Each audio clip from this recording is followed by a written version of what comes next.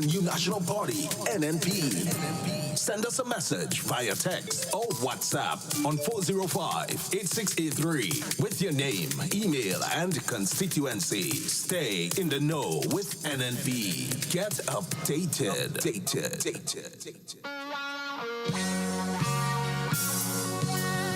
My enemies' walls are bound to crumble, and to the floor their spears will fall. I've been made and sealed with love, but time to battle, I'll fight them all. I felt the whips and remembered chains, but my soul has been forged by my father's flames. Fight your fears and heal your pain, and victory will be in your name. I used to be weak, but I'm not weak no more. I found the strength of my ancestors deep down in my African core. I used to be frightened, I'm not afraid no more. The Father blessed me with the heart of a lion and a warrior soul. So no weapon that form against I shall not prevail, and no man that rise against I, that war they shall never win. 'Cause I will conquer, oh I will conquer, yes I will conquer them.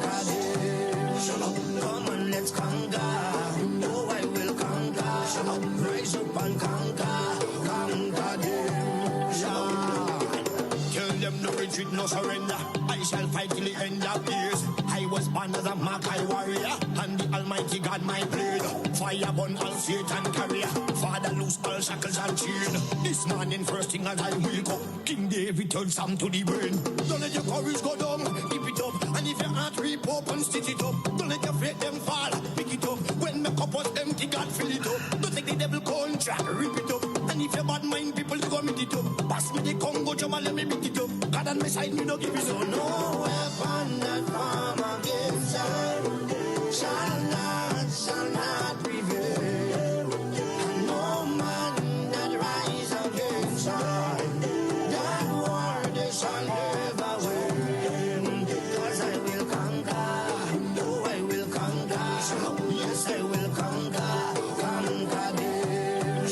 Come on, let's conquer, oh I will conquer, rise up and conquer them. Thank you, Father. I want to say thank you, Lord. You are everything, Father. Thank you. Father, you alone shall guide me. No man shall lead my path. In the wind I hear your quiet whispers, and you heal my broken heart. Even some of my friends turn enemies, and they pray for I to fail. And remember you give us your only begotten son, but we gave him the wound of lies. Send down your warriors with the hello, be carried down to the end of days. No matter how the devil try trick me, unto you my soul I will give. Father, I know this storm is coming, I can see the high tide raise. Without you there is no other. Could it be that real is my soul? No weapon that form against I shall not prevail. And no man that rise against I, that war they shall never win. 'Cause I will conquer, oh I will conquer, yes I will conquer them. Come on, let's conquer, oh I will conquer, rise up and conquer them. I am a man. I am a champion. I am a warrior. So who are you to tell me that I cannot make? Who are you to tell me that I am not the greatest thing that God ever created? Good morning, Grenada, Carriacou, and PT Martinique. You're listening to Hard Talk Grenada. A very special good morning to those of you joining us on 97.5 CitysoundFM, 89.5 CRFM, 92.9 Sister Ral Radio broadcasting from Hillsborough, Carriacou, 91.9 and 91.5 RealFM Radio, and 94.9 We Noise Radio out there in Brooklyn, New York. A very special good morning to those of you joining us on the live video, whether it's on Facebook, on YouTube, on Instagram, wherever it is you are joining us. Good morning to you. It is a beautiful, beautiful Monday morning, first Monday in October. And of course, with me in studio this morning, I have none other than my co-host, Mr. Roland Bola. Good morning, Mr. Bola. Good morning to you, Miss Duncan. I hope that you had a pleasant weekend and that, as you rightly say, your beautiful Monday morning is going well so far. I want to say hello and good morning to all our listeners out there. I do know that many of you tune in on a daily basis to listen to Hard Talk Grenada, where we try to bring you good information, positive, quality information, truthful information that is easily verifiable. I just want to, and I don't want to get too deep into that, but there are a couple of people who I met over the weekend that have said to me, I listen every day and you never even shout me out. You don't say hello. So, I do the same thing too. Mrs. Abraham out there from Tivoli, yes. I want to shout you out bright and early this morning. I know your weekend was good. I saw you in church yesterday. We spoke in church, in fact. I've got a good uncle out there too, Pa Bowles. I know you're listening, and the many others who from time to time, as we meet on the streets or different places, when we collide into each other, they oftentimes say, well, I heard you yesterday, I heard you today, I heard the program, it was a good one. It wasn't such a good one. We didn't like this. We enjoyed that. And then there's a young lady, a very special friend of mine out there in La Poterie. I won't call her name, but if she's listening, she knows who. She always sends to say hello to me and wish that I would have a productive day. I want to say hello to her as well on radio and wish that she too has a very productive day. And I trust that God will continue to bless you, my dear friend. I know that you've got, like most of us, your own little struggles that you're dealing with, and you're handling it the best way you can. I hope that things really do work out for you, and at the end of the day, that you will be victorious. Come and trust the Lord. And I think that you do, because while I don't believe that you are a regular churchgoer these days, but at one time you were an ardent follower and churchgoer. So you know how to talk to God, and He always finds a way to work things out. For the many others who had little problems over the weekend, we say life is made up of those things. Sometimes things go very, very well for us. Other times they don't. And when they don't is when we need to be strongest. So when things don't always work out our way is when we need not to give up at all, but to show that we have the tenacity, that we have the resilience, and that we have the courage to continue to push on and to fight on and to make things happen. Because sometimes it is just a way of nature testing us out, to see how serious we are about what we say we want to do or what we're planning to do. So whatever your situation was over the weekend, what is important, you still have life. And once you have life, you have an ability and an opportunity to make things right. Someone once said to me that when you fail, it's an opportunity to do things much better the next time around. And I remember reading a book not long ago, maybe 2-3 years, I purchased that book. I still have the copy somewhere around. I must try to find it and share it with you, Miss Duncan. The author calls it, they said, we oftentimes say, sometimes we win and sometimes we lose. Mm-hmm. And he says there's nothing like that. So the name of the book is Sometimes You Win and Sometimes You Learn. Sometimes you win, and sometimes you learn. Yeah. And when you read that book, it's so exciting, because what he's saying in the pages is that, listen, when you are not victorious, when you did not come out on top, there's always a lesson for you to learn. either what you did not do well enough, where you overcompensated or undercompensated. He said the only time you become a loser is when you fail to learn the lesson from the failure itself. Yes? Yeah. So sometimes we win, sometimes we learn. And I hope whatever it is that you've done, it was a learning experience. And like I oftentimes say to students when I speak with them, success is never final. Yeah. Success is never final. So even those who have gotten the 10 and the 12s, and like the two young men from GBSS 18 and 16 and so, that is not final for them. In fact, I saw an interview that GBN did, one of the reporters from GBN, and I think it was the one who got 16 passes, said that he's moving on to National College and his hope is to be a neurosurgeon. Oh, wow. And I really do wish him the very best. It's not an easy task. So his success at that level, it's not final. He has to continue to study. So too with the other gentleman, the 18 passes, but he's not absolutely certain yet which field he wants to pursue. But he knows he will be going on to college. And so too would a lot of others, whether it was 5, it was 7, it was 9, it was 10, whatever amount. Remember, success is not final. It's not final. But at the same time, failure is not fatal. I want them to remember that. Success is not final, but failure is not fatal. If you fail in whatever you attempted to, if you did not get all of the passes from all of the subject areas, that is not fatal. As I've said before, once you have life, you have opportunity.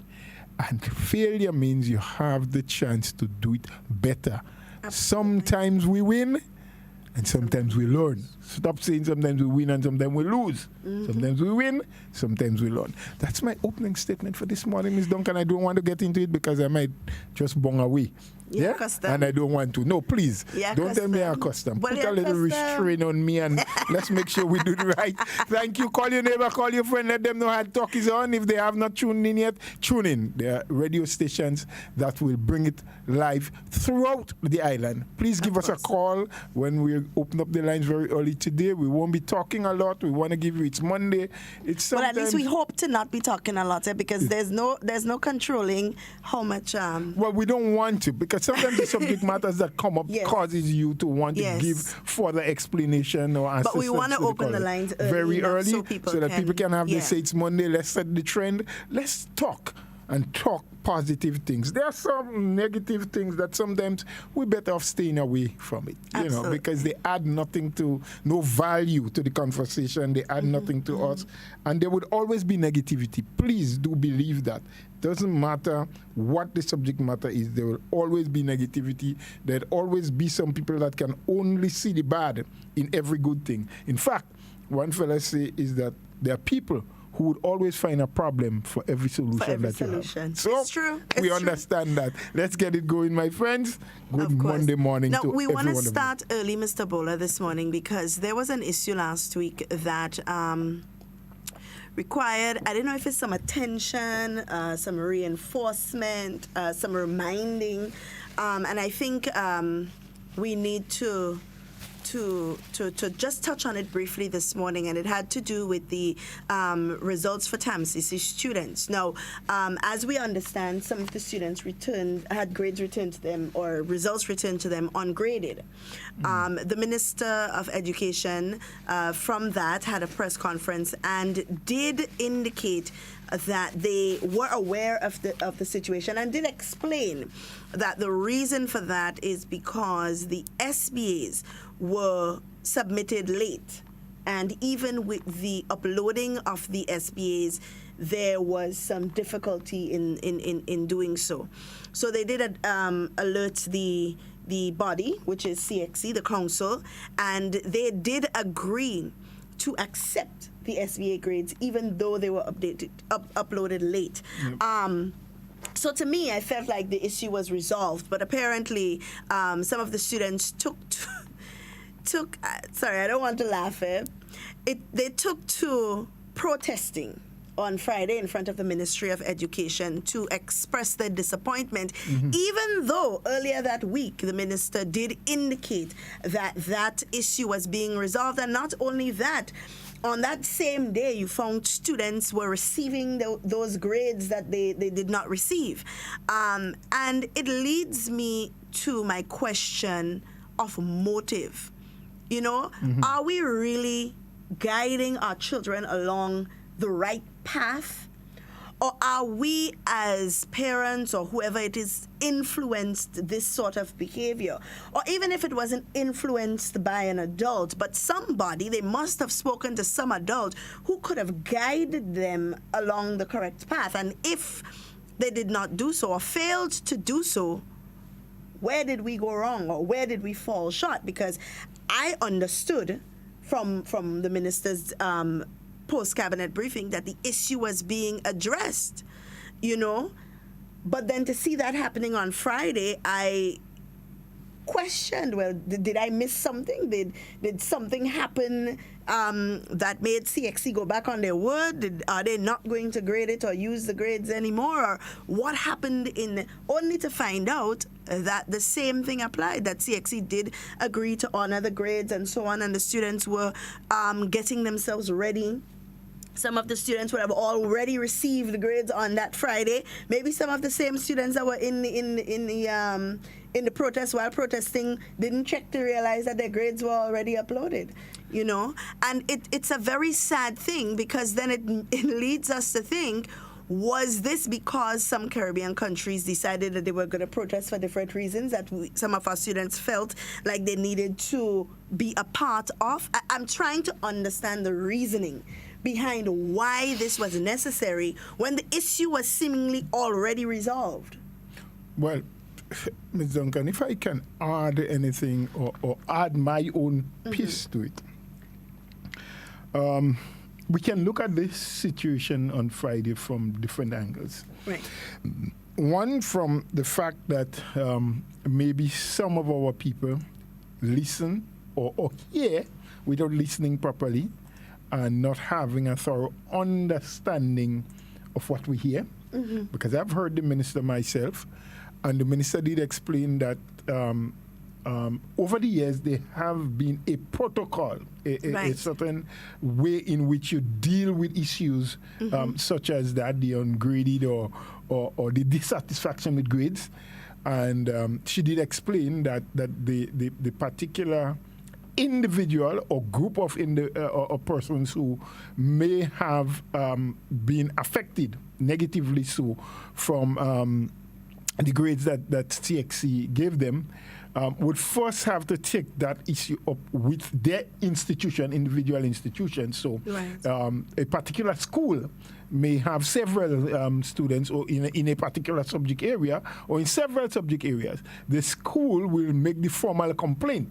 Of course, will inform the ministry, but I gain from what the minister was saying, they are the ones that have that responsibility to send the information directly to CXC with the complaints or the concerns that they may have. Of course, the ministry being aware and will strengthen and do the dialogue. And from what the minister explained at that press conference, some of that had happened already, right? And I did hear as well, based on what you said as it relates to the TAMCC students, that some of the SBAs were uploaded a bit late, past the due date.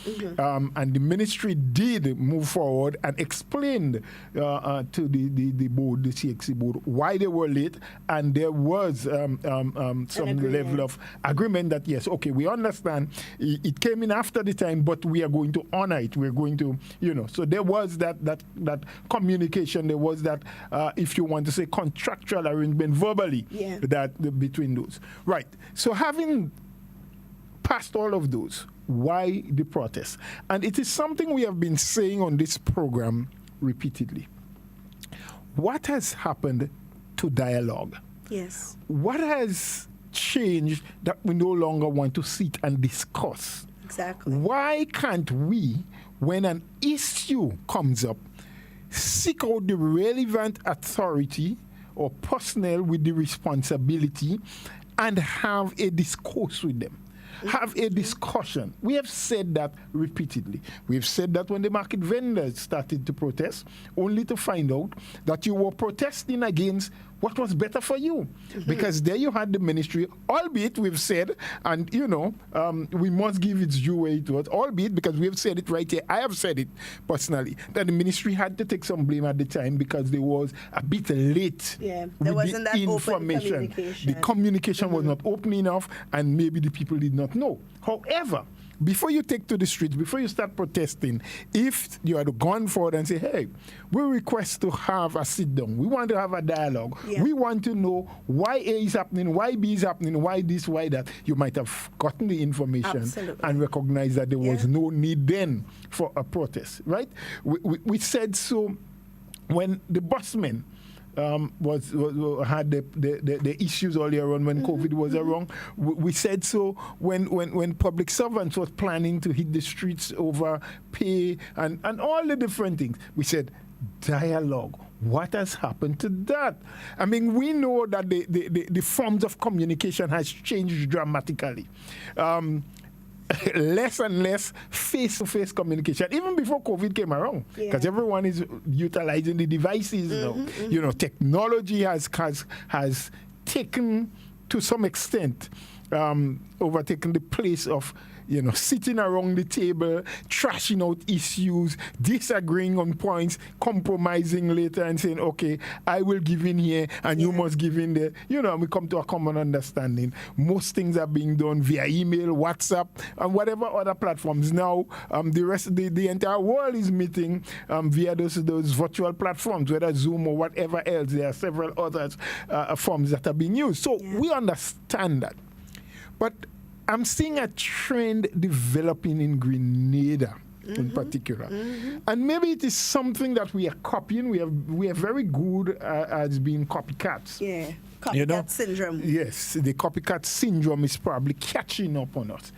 And we tend to believe, and of course, a lot of that is being pushed. And we have said so, even when you had some of the young people disobeying the protocol and the rules and the laws that was in place for the carnival season. And we have said it here that, listen, we don't believe necessarily that these young people want to be disobedient and bad and want to show that, look, we have no respect for authority. We understand fully well what youthful enthusiasm and energies, and that they're over enthusiastic, being locked down for quite a while, saw it as an opportunity, to release. We saw that. But at the same time, we believe and firmly believe so with information that we have received that there were some people subtly behind the scenes encouraging them and influencing them to do that. And I don't have the information now to say that these same people or the subordinates or the people who are part of the team may have influenced those young people to protest on Friday as well. Maybe. I don't know. And I don't want to accuse anyone. But the point I'm making here is that some people feel that the easiest route to supremacy and political power in this country is by creating unrest, turmoil, and disturbances. Yes? And if you look at the history of Grenada, from the very early days of Sir Eric Matthew Geary, with the NJM, which eventually became the People's Revolutionary Government, having fought a revolution in 79. Prior to that, for those of us who are good students of history, will go back and look at our local history. While a lot of it is not taught in schools, there are literature around that will show that these young people were always the ones used and pushed in the forefront to create the disturbance. The school children, they were always pushed in front. And then there were those subtly behind, hoping that when the disturbance starts, when the unrest starts, when the chaos starts, that they can capitalize on it. Could be the same thing happening now. These young people sometimes, even without a second thought, feel that those who are telling them to do X and to do Y has their best interest at heart. Yeah. And we keep saying, whenever you're being given an advice, and that's the thing that everybody wants to give for free, even me, advice, doesn't mean that every advice you get must be taken wholesale. Yeah. Our foreparents used to say, don't be like a greedy fish and take it hook, line, and sinker. You just swallow everything. Everything that we are told, we must take with caution. Of course. We must look at what are the advantages and disadvantages of doing A as opposed to doing B. Taking this road as opposed to taking that one. Because everything we do will have its advantage, but there are also disadvantages. Right? Most things have it. But you sometimes have to look at those that have the greatest advantage. For who? Is it the greatest advantage only for me? Is it the greatest advantage for the system? Is it the greatest advantage for the country? And sometimes we have to become a little bit more patriotic. And I am not in any way accusing anyone for being unpatriotic. That's not the point I'm making. I'm saying sometimes you have to value what will I get from a situation like that if I get involved as an individual. How will the education system in this country benefit from that? Or how will the country as a whole be viewed? Yeah. And maybe some of these students are still at an impressionable and young age where they don't want to stretch their imagination so far. But they have to. Because remember, it is your time now and it is your time in the future. Why I say now and in the future? Because a lot of what is being done now, or a lot of what you do, a lot of what happens now, will help to set a foundation from which you will have to operate later on. Course. Dr. Mitchell and the others who are there presently as our leaders and in control of government, and those who are vying to be in control of government now, won't be around forever. Yeah. You, these young people, are the ones who will eventually be in charge of this country. And what you do today will definitely affect your ability to lead and rule this country down the road. True. If you do things proper, you will be setting a proper foundation where you can launch and continue to build this country for yourself and for the future generation, which will be your children and grandchildren and my great-grand and others' great-great-grand. If you do things that are going to destroy the reputation and the economic progress of this country, you will be the ones who will later on in life have to struggle and fight to put the pieces back together, patch the things up again, and try to get along. So you have to be conscious of what you do. So to end on this, Ms. Duncan, I'm saying, let us, as much as possible, when a situation develops, a situation that may have negative implication for us as individuals, for a group of us, for the institution that we work with or we are in, whether it's a learning institution or your institution of work, let us first try to dialogue. You know, last week, remember, there was a young man who called about some land issues, and I've said to him, look, this is what the process I think you should take, right? Call. And he says, yeah, he did that about a week ago. And then I said to him, look, the wheels of progress within the public service turn slower than we would want it, or it should be.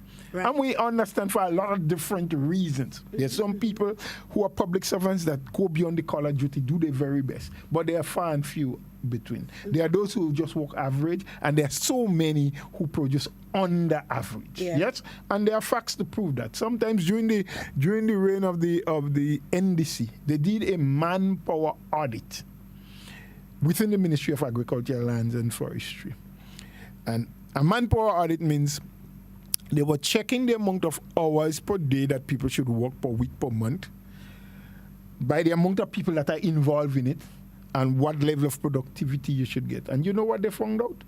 That the manpower output in that ministry was only 30%.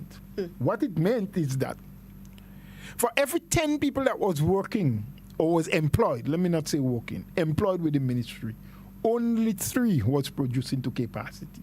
Right. So that means 7 out of every 10 Was not producing. was not producing at all. For every 100 employed, only 30. Right? So 30%, that's way below average, not even 50%. So when we say that some people don't produce at all, some work really hard, and congrats to them. But those of us who are not producing at all should understand that we're only hurting ourselves by hurting the system. Because the government is not just the people from the party who won their seat in the electoral process and become the ministers. It's about all of us. It is our taxpayer money, and all of us need to. There are some of us who don't, but all of us need to pay our taxes at whatever level. Those who earn more and have more and are wealthier than others are expected to pay more. Whether it's a $20 or $30, you have to pay for your property tax or the piece of land you have, whatever, it's tax. Whether you pay a license, whatever fees and fines and what have you, all of us contribute, and all of us need to benefit. It doesn't matter what party you support. You need to contribute and you need to benefit. And the benefits must be equitable across the board. So we're saying, be careful. Be careful what you do. Because there was no need for the protest anyway. Because the minister explained the processes that has to go through. It was in train. And as you have said, some people have started receiving those results, whether you like the result you get or not. But the process has started. But also, Mr. Bola, wasn't even necessary. if you don't like the results you get, going and stand in front of the ministry would not solve the problem. Because it's not the local ministry that has to do. It is you and your teacher need to sit, go back to your CXC website, make your whatever queries you have queries and to complaints. CXC. That is how it is done. The ministry has nothing to do with it. So all they did is actually wasted time, if that was the case. They wasted a whole set of productive hours in the day standing in front of the ministry and achieved nothing.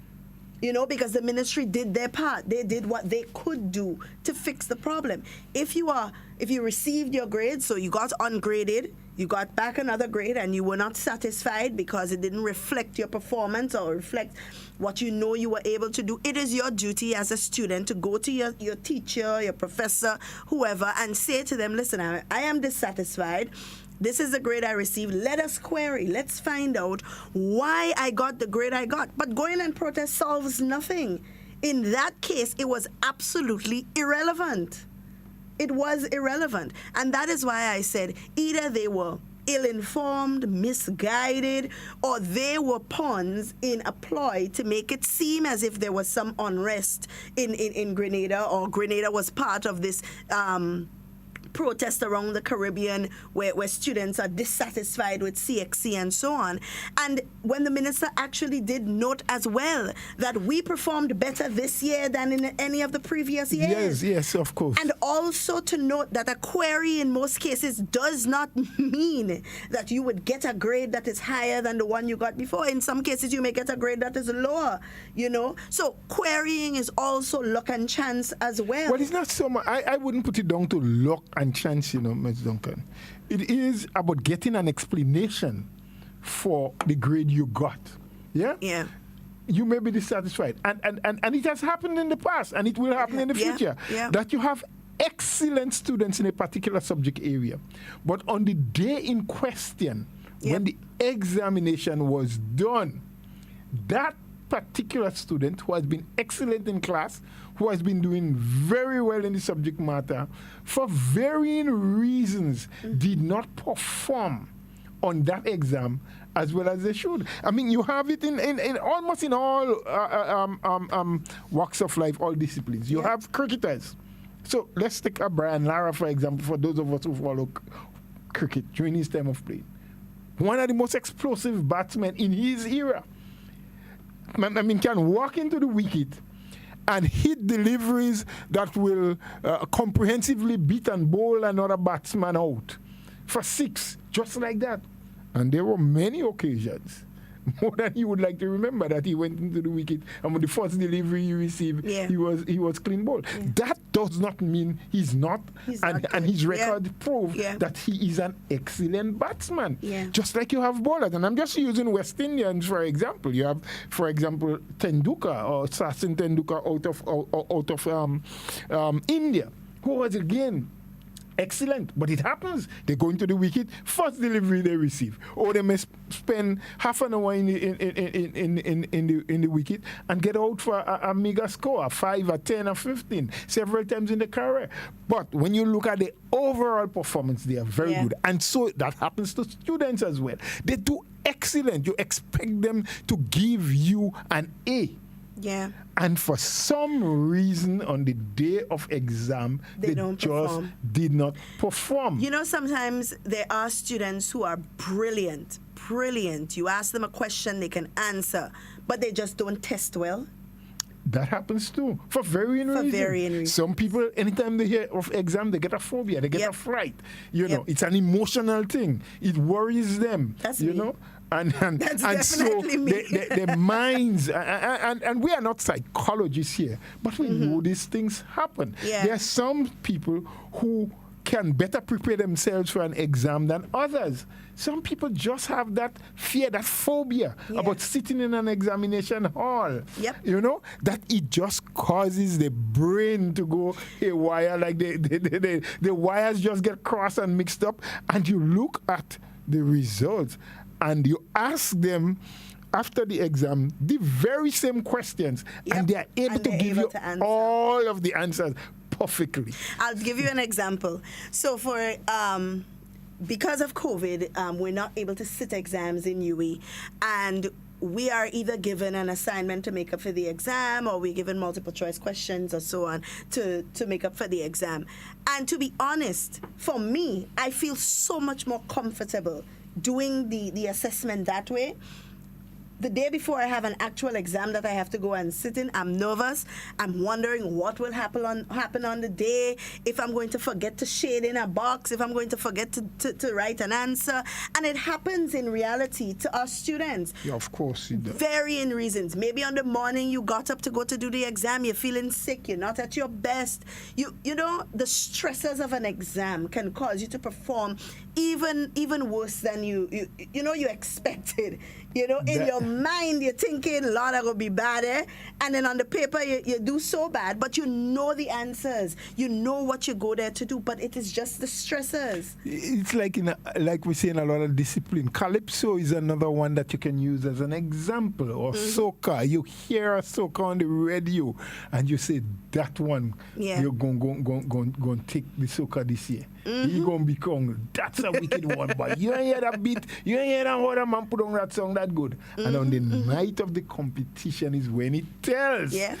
Probably the person that gets the least play on radio, the song that is least popular, may end up being the winner, because on that night, that person performed so well. They put the song down so good. The band played the music so well that the judges have no choice but to score them high. Yeah. And the song that is most popular may be the one that gets the less points on the night. So it all comes down to performance at the time. Yeah. And so that's why I said it's not about luck and chance. We call it luck and chance. It's about your ability to perform when it's needed the most. That's why I said very early in the opening statement that it is when you are challenged the greatest, when you are hardest hit, that's when you need not give up. That's when you need to push the hardest, because it is said it is not hard how hard you can pack a punch. But as someone else said, when you are knocked down 5 times, you must get up 6 times. Of course. You must show that you have the strength, you have the tenacity, you have the resilience to continue to push and to continue to work. So to the students out there and the young people who will see themselves as failure, stop looking at yourself that way. Stop seeing failure as the end. Stop seeing failure as something fatal. You are not dead. You still are alive. Use it to learn from the mistakes. Learn from what you did not do proper the last last time to do it better. Wherever you have your shortcomings, try to work on it. The subject areas that you feel weakest in, that's the one you should work hardest at. But you can become a success. And be careful about what people advise you to do. Yeah. Because at the end of the day, you are the ones that will suffer the most. This country is in your hand today, tomorrow, and for some years to come. We are going out.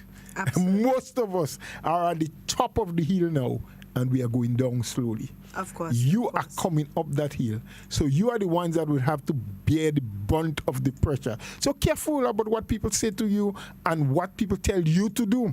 Because, and you can look at it in so many areas, yeah? Our people sometimes don't take the time off to think. So let's look at the Imani, for example. Just thinking. The government of the day, and granted that the Imani program, as have been said and admitted by government, has its own little issues and problems that still need to be kinked out and ironed out. Yes? And maybe some of them are taking too long because some of them are repeating themselves. Right. But this government is under tremendous pressure from every end. Why are you doing the Imani program? Why are you putting in so much money to deal with young people? And those who are questioning it are the same ones that are saying there are not enough opportunities for young people in this country. Right? And this government has said, well, look, we agree. Our population is still a very youthful population. As a matter of fact, some years ago from the statistics show that 60% of Grenadians are people under the age of 35. It may have changed now, the numbers, but some years ago, that's what it was. 60% of the 110,000 people that we have, so you're talking 70 or so thousand, were people under 35. Pretty young, very active, and need the most opportunities. The government came up with an idea of doing this apprenticeship program where for 2 years you can get training, get a little stipend, and hopefully you can transition into something better. You can transition into a permanent job. You have people who have been there for 4, 5, 6 years and never got the transition because, again, of how our system works. A lot of the people who have responsibility to ensure that certain people, based on their experience, based on the time they have served, and so in Imani gets the opportunity to transition and move on, they are overlooked. And others from outside coming. Like I say sometimes, when the trees are planted and need to be nurtured and taken care of, you see one set of people. But as soon as the fruits start getting ripe, a different set of people hang on the branches with the best fruits. And how it happens, I don't know. In a lot of different things. And we have to find a way to ensure that such things don't happen, but that there's equity across the board. It's easier said than done, but it is possible. So, you have people who say every time there's an issue in the country, why you don't send home some money? For example, you hear it around the time when negotiations start for salary increases. Of course. And the unions ask for a certain percentage. And the government say, but we can't give you 5%, 7%, whatever you're asking for. And while we accept, yes, you talk about cost of living and other things, but remember the many other things government have to do. And they say, the money is getting so much money, millions go for the money, cut back on that. But these are the same people that say, but where are the opportunities for young people? But when you cut back, it means that you're putting a lot of them off a bread. You're putting them off something that they're doing that should be productive for them and to lead them along a productive line. Yeah? But the same Imanis themselves do not understand that you have a system fighting against you, saying that you are not important. And the government keep putting up resistance to say that you are important.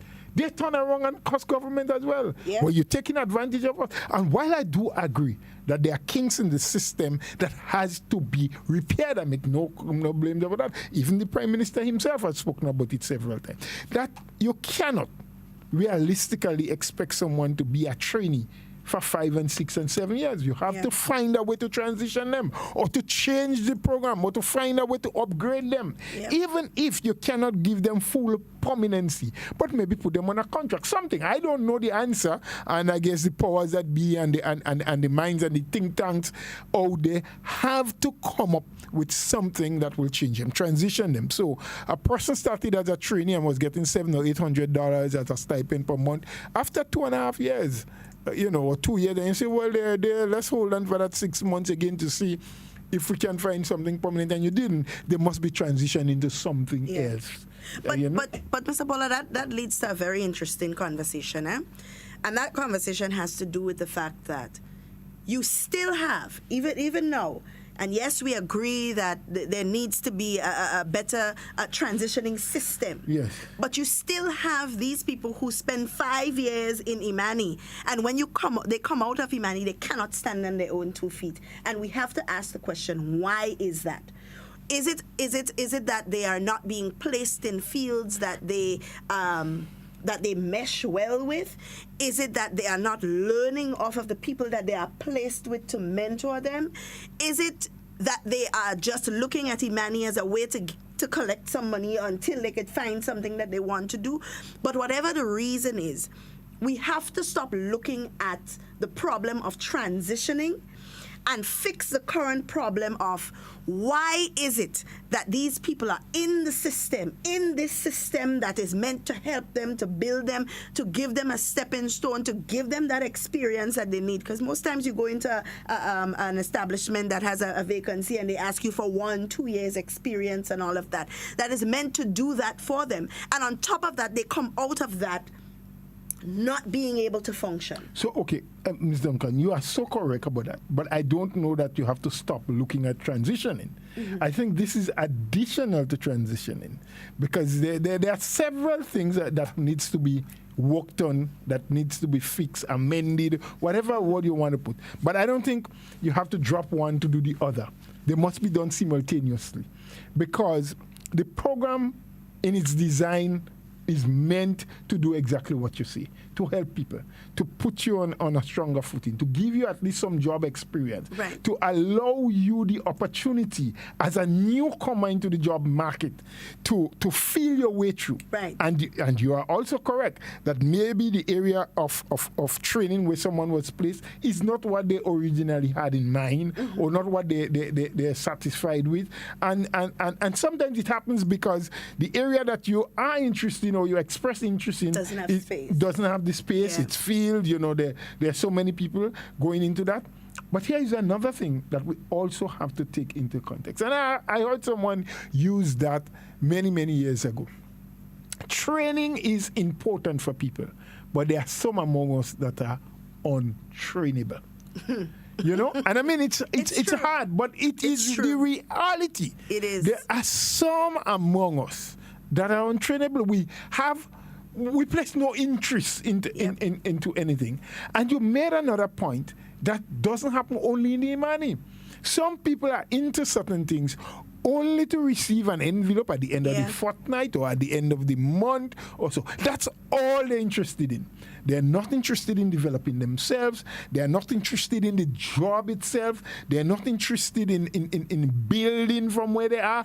All they're concerned about is, I am getting something at the end of the month.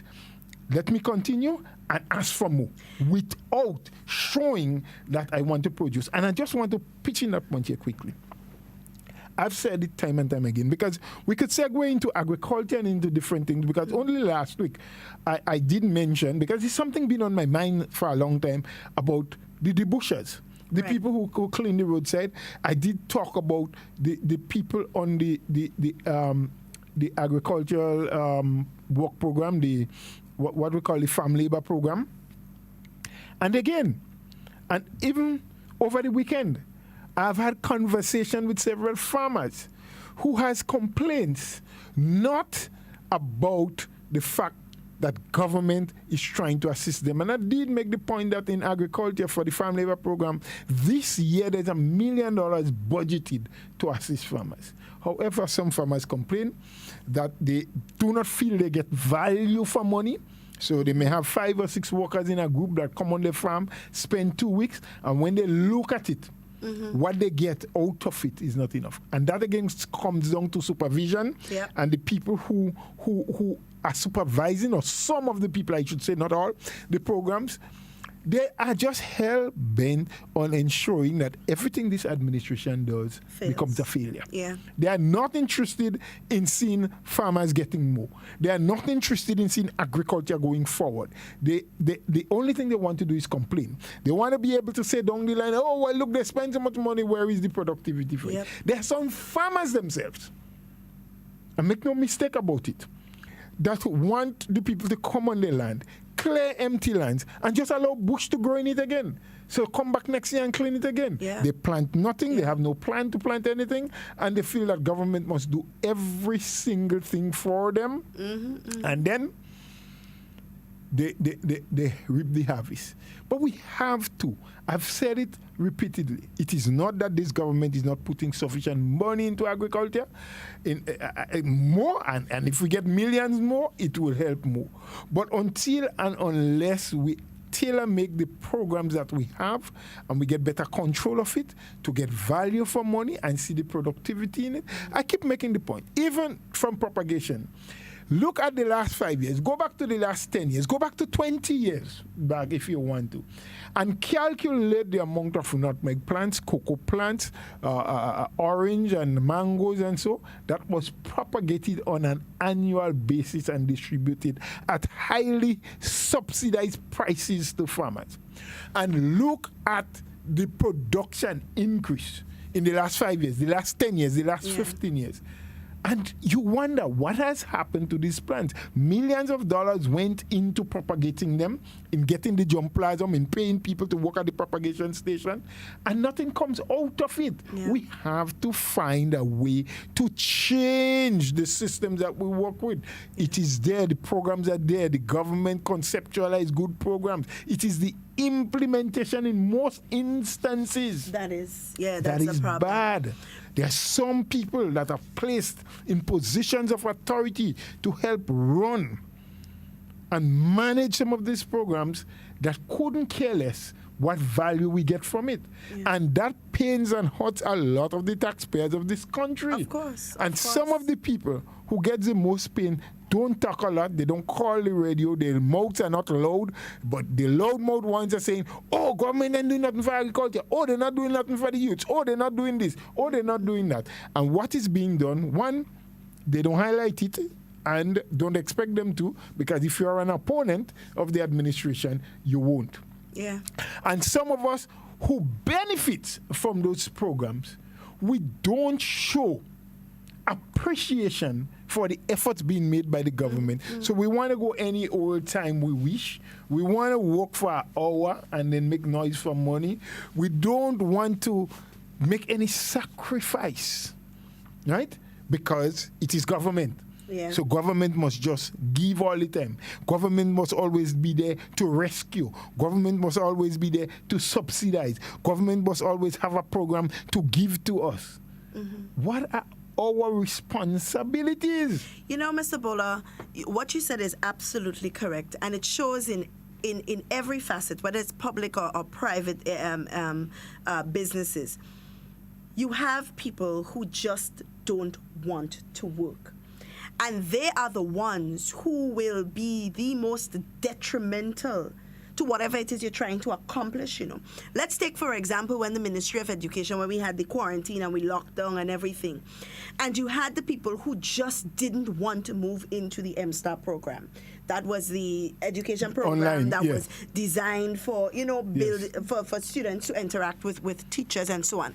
And you had those people who just wouldn't, for I don't know, whatever reason. They said it didn't make sense. It didn't make sense. To them, it didn't make sense. Yes. You know, and they didn't even try. They didn't even say, okay, well, let's give it a month. Let's give it 2 months. Let's give it a year. Let's give it not even a week. Let's give it a week. You know, let's work on building it because it's ours, you know. At the end of the day, it belongs to Grenada. It is not us saying, okay, let's use something that somebody else built for us and we're going to try to use it and hopefully it doesn't crash and fail because everybody else around the world is using it. We have something that is tailor-made to Grenada. It's for us and we refuse to use it. In the same instance, you have the Imani program where you have the same Imani, like you just said, the same Imani workers who are benefiting from the program, who would wish to see it fail because they're not getting what they want to get out of it. They're not getting enough money. They ain't getting this, You they ain't getting that. And listen, you know, I am not saying in any way that you have to condone as a Imani person, as a person in agriculture or wherever, or you are a market vendor, whatever field you are in, you do not have to condone what you believe fundamentally is not correct about the program. Of course. You have a right to highlight, to call for a discussion, to speak to your supervisors, and if your supervisors are not dealing adequately with the concerns that you raise, to take it higher, right? Yeah. But it serves no purpose when you say, well, they ain't giving me enough money, or I ain't getting this, or I ain't getting that, so I'll just protest. I'll just drag my feet. I wouldn't go on time. I wouldn't do this, right? And you bring the program to disrepute, yes? But you expect all the time for more. You expect to get better remuneration. You expect to get better working conditions. You expect, so there's always an expectation. And then who you turn and blame? Oh, the government. And who you're referring to? The ministers, the 15 parliamentarians. Of course, they have responsibility and we have to hold them accountable. Time and time again when we believe they don't perform right or they are not acting as they promise. We have to, and no one is saying to set them free. But sometimes the manner in which we do it, and when they make an attempt to address some of the concerns we raise, we just drag our feet on it, cause things to go down the drain, to be wasted, and then we complain still. You know, and there's so many things that we can talk about, so many programs that we can speak about that we see a similar thing happening, and we need to do better. We have our first call on the line. We did promise the callers adequate time to air their concerns. Hello, good morning. Hello, caller, good morning.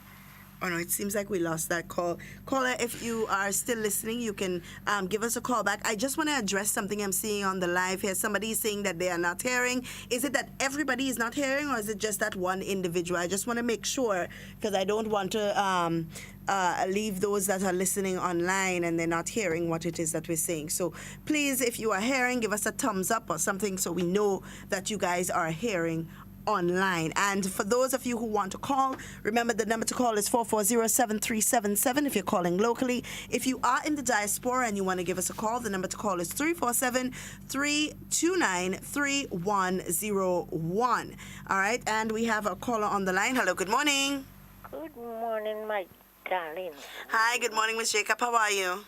I'm fine.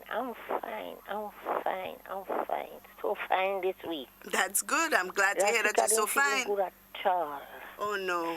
And good morning to my beautiful, handsome. Well, I don't know how to put it. But Miss Jacob, you really think I'm so handsome, Miss Jacob? I mean, I'm happy that you feel that way. But there are a lot of the girls out there that don't see me that handsome. Yeah. You're cute. Well, thank you. I feel good about that. Handsome is for ladies, but you're cute. Yeah. Very cute. I'm blushing. Yes, what I called to tell you, you see what's going on there now? That's why you see, I tell people, when I'm following politicians, I'm going on top. Yes. I love the top. Yes. In Uncle Gary days, going right back down to Gary. Gary and Blaze was okay. If Gary says something, it's not everything Blaze go agree with it, but you know how it is. Yes. And if Blaze says something, Gary, you know how it is. They don't agree. But this opposition that really now is the worst. I'm telling you, you know. Mm-hmm. This opposition that really now is the worst. And you know, again, with those children, that bring me right back to, how they call him, Bishop. Mm-hmm. Instead of Bishop could have take it, go follow those children. And you see what I do? It have a school, I think SAR school. SAR school had 450 children. How much SAR school end up with? Only 5,400 dead. You see? So I tell you, when I go to and Bishop days too. They didn't, some people used to call him as Jacob, some people used to call him as Bishop. But when you see I'm going to be about this opposition is the worst. In my 73 years of age, this opposition is the worst. Well, we have to continue to pray for them. And think they're getting good. And the Bible tell you in days to come, you go see sign and what. And wonders. Well, you don't see that to see sign yet, you know. Much less for wonders. Okay. Oh, God bless you all. And I love your program. Well, thank you, Miss Jacob. We appreciate. Keep strong with Miss Duncan for me. I will. Okay?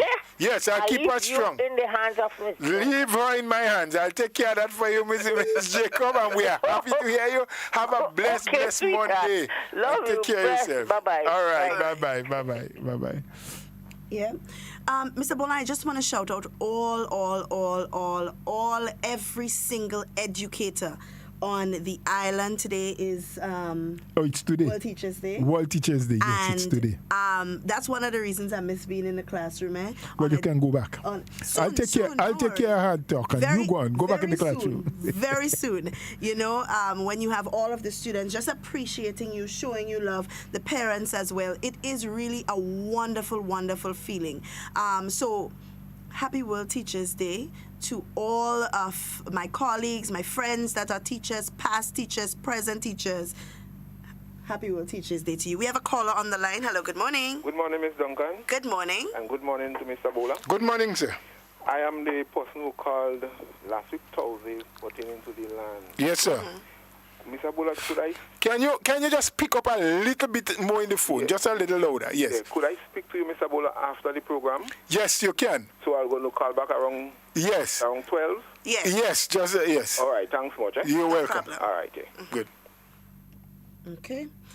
We hope it's some improvement that happened there. I hope so. Well, you know, on behalf of all of us here, yes, happy World Teachers Day to all teachers. There's another call coming in? There's another call coming in. Hello, good morning. Mr. Bola. Good morning, my dear brother. Big up. You want a green can? If a green con? You are green con now? Well, you doing well? What's this man ask you? You want it roast or you want it boiled? Yeah, I prefer roast than boil. I don't know, for somehow I love roast corn. Yeah, but it's not hard, you know, you could eat it. Yes. If you want a hard one or a soft one, anyone you want, you could get it. Well, boy, let me tell you something. I love roast corn. You know, not too hard to, because my jaws and them not so young again. Yeah, but the old man does, when he roasts it, when it's too hard, he just put it in a cup of water like soak.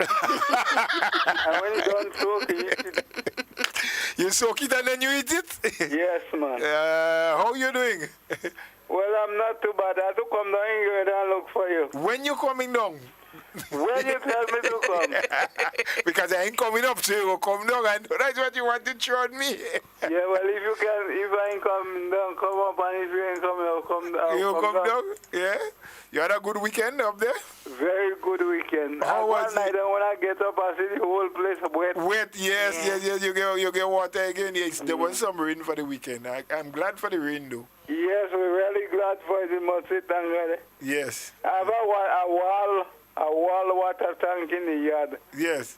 It's full, eh? Yes. Right up. And the pond outside in the yard, the pond full too. Well, they don't have a pond now, a swimming pool you have. You could go and swim. When I wake up, when I watch it, I say, wait, now the sea come up of ever, because I never see water. Water So. like that. Well, there were two waves, tropical waves, one after the other. I didn't see the weather news for the weekend. I don't know if they dissipated yet or they're still around. I don't know if you saw anything. No, they passed over already. They passed already. Right. So maybe we might get some good sun again from now. And then over the last couple of days, we were leading up to the full moon, I think, Wednesday You to night. send something for you on the rain or sun? I like it mix. Mix. Yes. I don't want too much of any one of them. Yeah, because when you have too much, you say you have too much of that. Yes. And when you have too much of this, you say you have too much of that. Yes, a little mix. Why you want to travel to come up with in Carriacou? What I want to travel with? Yeah. Boy. Beside your foot on your body. By transport. My means of transportation. Yeah. By the way, let me ask, as you say that, the little plane still working now? I know Which there were one, some yeah? issues. The one from St. Vincent? Uh-huh. Yeah, the blue one. Yeah, I know there was some, they were looking for a bigger one, there was some arrangement, the minister up there was in conversation, the minister of civil aviation, but I really don't know where they ended up, whether things Yeah, the worked blue out. one, yeah, you working now. You working now? Good, good. Well, I had to talk to my manager over here, and she herself reminded me the other day. She said, your time is overdue for going to Carriacou, you know, because besides coming up and see you, Mr. Mills, there are other little things that I have to do in Carriacou, you know, that... So who are your manager? Oh, it's a lady called Miss Campbell, Marcella Campbell. Miss who? Marcella Campbell. Oh, I want to hurry she up, you know. You want to hold? No, but I know she. All right. Yeah, it's going to happen. It's going to happen because she reminded me the other day. Okay. And so we're making the arrangements because there are other things that is related to my work. Now? Right? She listening, and Most of the time, yes. When she's in office. Marcella Campbell, Miss Campbell. You could just remember Miss Campbell. Miss Campbell, this is Scotty Smells. Could you allow to come now, please? It's very I can't come now on the program now. I have to be on the program for the rest of the week because we have a lot of things to discuss. But I've been promising you for a while, but I will. You'll be surprised. But if I beg she now, she'll keep it in mind. She'll keep it in mind. Well, beg, she does be listening once she's there, once she's not out doing something. She's listening. Yes, she will be listening. And you do that for me, Miss Campbell. Thank God bless you, I have to say. God bless you too. Going? Yes. You see that man important, eh? Yes, God bless you too. I definitely have to. I have to work on that and come. I don't want you to continue pleading like that. People go feel that we are you begging for me to come up to get something done. So it's a combination between you and then I also have to be speaking with the honorable representative up there. Because there are some things that I would have to do with her and for her when I come up. And once she gives me the okay when her time will be available, I certainly is going to just plan. It might be 2 or 3 days, you know, like maybe come up the Thursday. When a man cut that jelly for you, you rather drink the jelly in the straw or you rather throw it out in a cup? You know, I prefer drink it in the jelly, man. I don't want it in cup. You make a little wrong thing and you put it and you cut at it. Yeah, and I don't want straw. I want to suck it just. And you cut the skin and make a spoon. Yes, man. Well, you have a lot of nice things in Carriacou. They're watching the jelly through this morning. Yeah, and you're saying, boy, that grab is for Mr. Bola? Not this morning, but just now they say, well, you see that grab, they die for Mr. Bola. I had to come before you get too hard. I don't want it on coconut. No, although I don't talk to me. Well, you have plenty, although I talk to me climb already. That is not a problem, Mr. Mills. Because you know I can climb, eh? I know that. Yeah. Well, you can't climb coconut tree. Well, if I this place I meet is at my bed, you know. Well, that's what I tell you, don't climb your bed, so you can't climb coconut tree. Yeah. Well, I get a climber. All right. And him does go down real good. Good. So here is what, Mr. Mills. Today is open line on a Monday. Yeah. And the calls are coming fast and furious on a Monday because we want to give people a chance to talk anything on their mind. I know. So without running you, because we know you're listening. Yes, but we're telling you bye-bye for now because we want to give the others the opportunity to call and say what they have to say because there are so much things people want to talk about. But it's good hearing you. We're happy to have you all the time. always continue giving us a call. Every time we hear your voice, we feel good. I ain't have any notice, but Yes. Doing the we field. go tired for. Oh, let me don't start to make me dribble on the program here, no man. Honestly, we go tired. We go eat yari. Just surprise me when I come up. We go eat with yari. I love yari. The best thing in it I was like is the gizzard. The gizzard, well, a lot of people like that. A lot of people like that. If I get a yari by home, that's what my wife want to. But I don't live out with it. That's all right. But I eat in yari. I eat in yari anyhow. In soup, in thing, in stew, or in oil long. It's bad in oil long too. Yes, well, I really know to make oil long, but I see them make it already. Well, that's my speciality, so don't worry. And it's a sen, eh? Yeah, when I come up, I'll bring up a 2 breadfruit and we go make a small oil long. Yeah, bring up a 2 breadfruit. You're right. Good.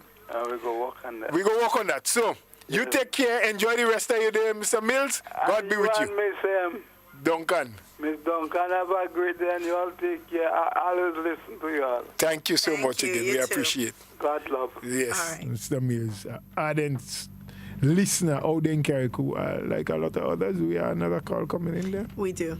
Hello, good morning. Good morning, Mr. Buddha. Good morning, Miss Duncan.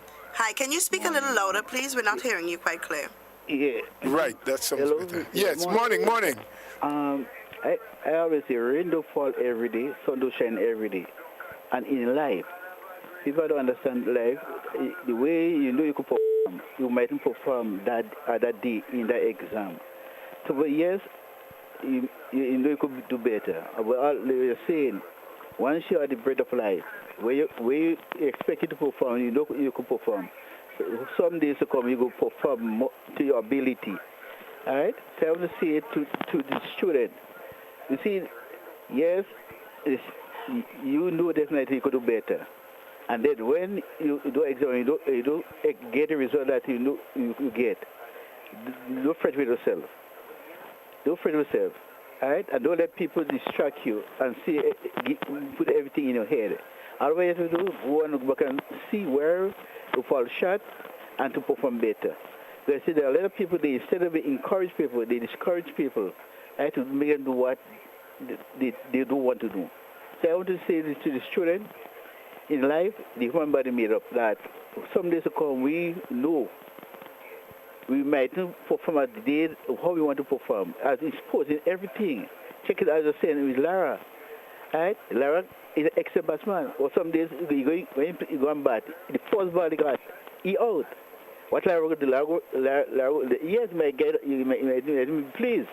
But that don't mean to say Lara is not an excellent batsman. Check out Messi. Messi is a good footballer. Yes, some days he plays football and he don't score a goal. So because he don't score a goal, they go say that he's not an excellent footballer. And you are an excellent footballer. But you have to understand life. Not every day, what you want to do, you're going to do it. Alright? But some days, where you do good, some days, the other time, you go do much better. So I want to say to the students who know they could perform better, don't fret yourself. Alright? Allow you to work harder and concentrate. Because based on the environment again, where people are, that the environment could change people and make them not to perform better. So I want to say to the students of Great Carriacou and Peter Martin, don't fret yourself. Just humble yourself.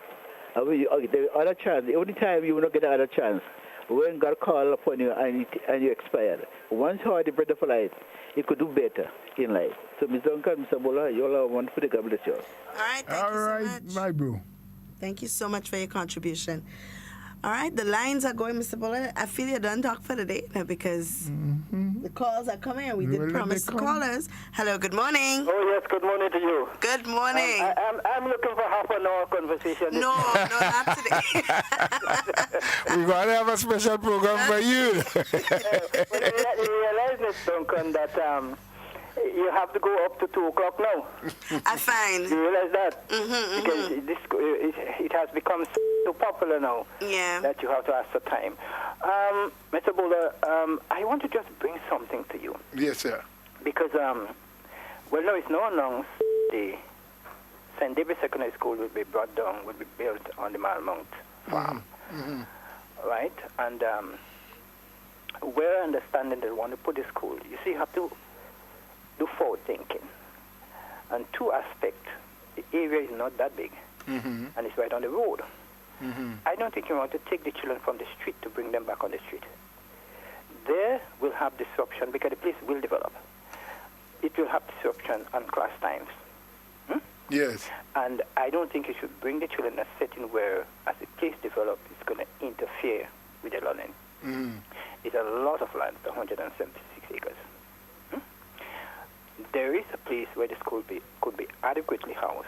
Yeah. Very large, with a very large area for a play field. What I'm understanding is that the argument is it's far from the road. Nothing could be far from the road when you are developing. When you're developing. That area will be a highly developed area in the not too distant future. I could tell you this, based on what we're doing on the ground. And inside there is the best place to put that school. It's a very nice place for learning. Yes. The environment is perfect. As the place develops, and you will have to develop in a control if the government is going to take the estate, you have to develop in a control way. So I don't see you doing it where there is no bush there. It's a very bright area, if you understand the area. Very bright area. But there is a document. I have researched this thing for quite a number of years, and I gave the government all the documentation which they have in the Ministry of Agriculture. It cost me some money to do that, and given everything from 1942 to present. And I discovered certain things. And I did pen paper to one of the representatives asking for an investigation in terms of determining the ownership of the land. It went to cabinet prior under this administration. It went to the legal affairs department, and it went back also to the Ministry of Agriculture with the Honorary Gregory Bowen for his input. And the recommendation of the land use officer then, where the land should be taken, that took more than 15 years to be put under government control. So it's a long time. So the delay, no, I don't understand the delay when everything was done prior. I'm suggesting, I'm asking you to not investigate, because the Prime Minister have a copy of the petition which we did. Yes. The representative, the all cabinet people, have the original of the petition. See if you could find that and look at what the document is in. Okay. I'm going to leave it there. I don't want to be too loud, but I'm going to leave it there. I'm going to get back to you, this, because it's a development. If it takes place, it serves not only St. David's, it serves the nation. Okay. And we have to be very serious with that. Right. Very serious as we go forward. Well, thank you for that. Thank you so very much, Carla. A Carla who always makes good contribution. And of course, if there are planned developments and one thinks that there can be some hindrance down in the future, let us talk, let us have the discourse. I mean, the powers that be. When I say us, I'm not talking me directly, because it doesn't mean that I have a lot to say. I know there's another caller, but please, let me just say, happy Monday to all the people who just keep sending me WhatsApp messages saying, well, you ain't shouting me out, you ain't shouting me out. And we really don't want to make it a shouting out, but everybody, I can't call all the names. There's a young lady from St. David's. She's on work, and she sent it to me. I'm listening to you, and I'm listening every day. And I hear Miss Jacob calling you cute and loving and all of whatnot. Miss Jacob is such a fine young woman. Make Miss Jacob blush now? Well, if she make me blush, I want to make her blush too. But anyway, caller, let me not waste your time and your credit. Good morning to you. How are you? Good morning. We lost that caller? It looks like we did. Well, I'm sorry. Please call back. Yes. So everyone else, you are considered. Every one of you are my number one. We have a caller on the line. You ain't getting away with that again. Hello, good morning. Good morning. Good morning. Hi, good morning. Hello? Yes, good morning. That person need to speak up. I'm not hearing a word. Yeah. Oh, Mr. Bola. Oh, sorry. Today is a very, not today. Is it today? Today. Yes. It's a very special individual's birthday. But I cannot not say happy birthday to Shotman. You're joking. I'm not joking today, Shotman birthday. I feel we got to make a pass by Shotman and I hope he cooking today, you know, because no man. I need lunch. You maybe not today, Shotman, but he cooking. He had to cook on the weekend from Friday. His anniversary. His birthday and his anniversary. I remember some time ago he mentioned that his anniversary is the same time like his birthday. Shotman and Yvette, we want to say happy birthday, happy anniversary, happy togetherness, happy loving each other. Well, you know your favorite Shotman is we can't stop saying good thing about you. And I ain't saying no good thing about you because I want that drink, because when I want that drink, you will just give. Cooking today, you know, so Yvette, I come in a girl. Yes, but I hope you all enjoying all your day. Yes. Together. Mm-hmm. Well, I might close the business place. But what a time to get married on your birthday. That is a risk, you know. For you? That is a risk. That is a risk. But I'm very happy. He's a wonderful, they both are very good people, very nice, very supportive, very generous people. And I wish them a lot of love and health and long life and blessings on this special day for the both of them. Right, Shotman and Yvette? Hopefully I'll see you later. If I could convince Mr. Bowler to give me a ride to go up there. You think he's so? He's not convinced. No, you know, he's putting petrol in the tank. I am on higher once I finish doing the people's work. I'll go buy lunch for you. I'm fasting today. Anyway, let's do the people's work because guys, that personal conversation you want to get into today, I ain't going down that road with you now. Guys, the lines are open. You can call it 440-7377 if you're calling locally. If you are in the diaspora and you want to give us a call, the number to call is 347-329-3101. You can also send us a WhatsApp message. Remember, we're live on Facebook, live on Instagram, live on YouTube. You can send your comments there as well, and we will be more than happy to read your comments. You know, we open the lines on Monday so you guys can let us know what your concerns are. Let us know what's going on with you. Let us know where you are. I want to give a shout out to all of the teachers, and anybody can call me biased if they want to. I don't care. I want to give a shout out to all of the teachers at the St. Joseph Convent. And the reason I'm doing that is because this is my daughter's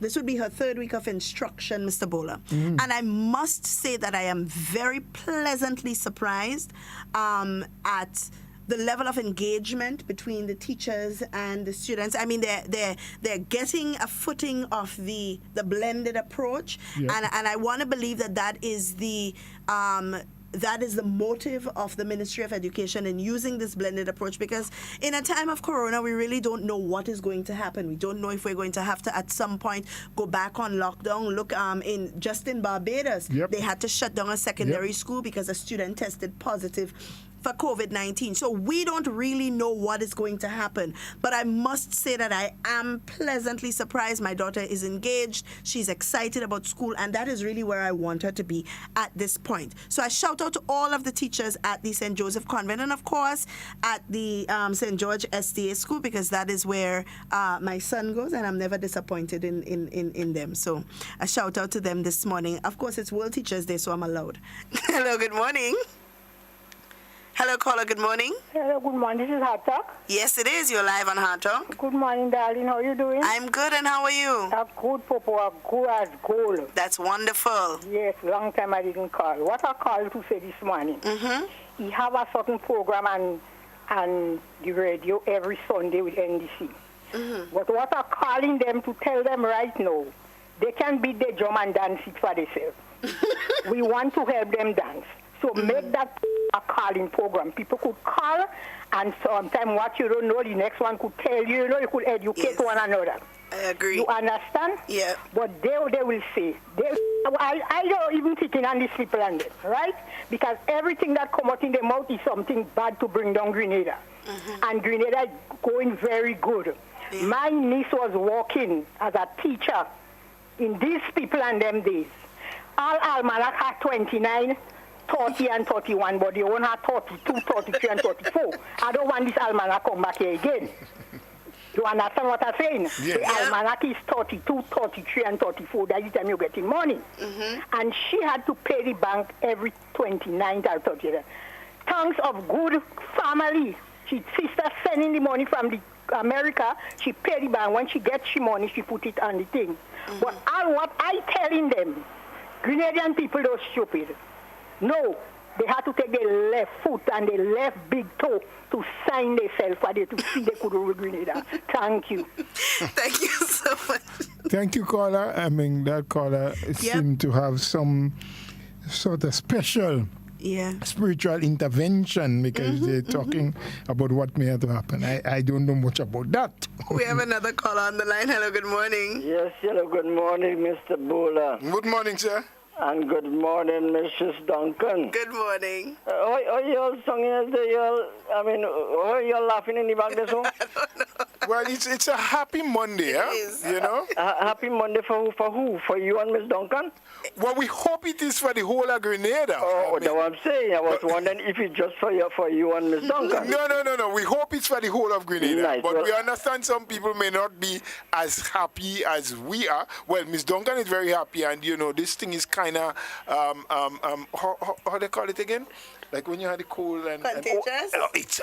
You see, she know whatever the word you're looking for, and it's just jumping around. Anyhow, you'll find it. Contagious. Right, good.